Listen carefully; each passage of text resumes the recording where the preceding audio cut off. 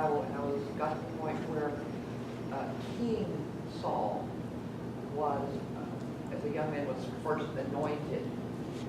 And after Samuel had anointed him, it states that he began singing and prophesying. I'm not really sure exactly what prophesying means, but he was filled with the Spirit and prophesied.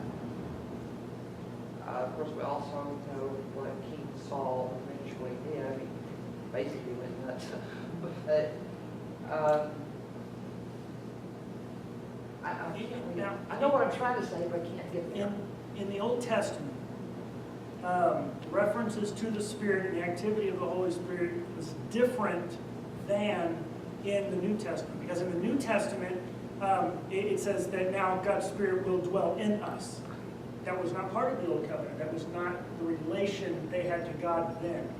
And you even see places in the Old Testament where you have, like, I believe, I don't know if it actually uses the phrase of being filled with the Spirit or whatever about Balaam.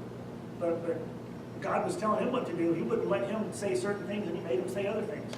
And so in the Old Testament, God's Spirit would come upon people, but it wasn't an indwelling, a baptizing of the Spirit the way it is in the New Covenant. So, and when you think of prophesying, it's a general term.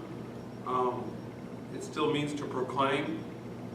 So it not being there, it could be the prophesying moment where you're thinking an indwelling or an external dwelling, as Mark has pointed out, and he's just shooting out things in the future kind of thing, and you don't know what's going on. Or it could be words of wisdom. And because a prophet, technically Mark's a prophet and I'm a prophet. We're preachers. We're telling the truth, we're foretelling, and that's what prophesying also means. So there's a blending or a mix there. And there's no way that I can prove to you which one he did. Okay? And one of my major references on answering that one is that I believe it's Caiaphas, when he was asked, he made the comment, and this is the high priest for Jesus' death at the moment. Okay? Now he has spent a year making the atonement for the people's sins. He has to be perfect. He has a rope tied around him when he goes to the altar, because if he does it wrong, they have to pull him out because he died. Okay? He makes a statement. Someone must die for the sins of the people. Okay? So he makes that statement. I want you to take your English language and run to the nth degree. You remember those arguments you've had with your husband? Have the same argument. Did he say it out of anger? Did he say it flippantly like he was joking? Did he say it spitefully?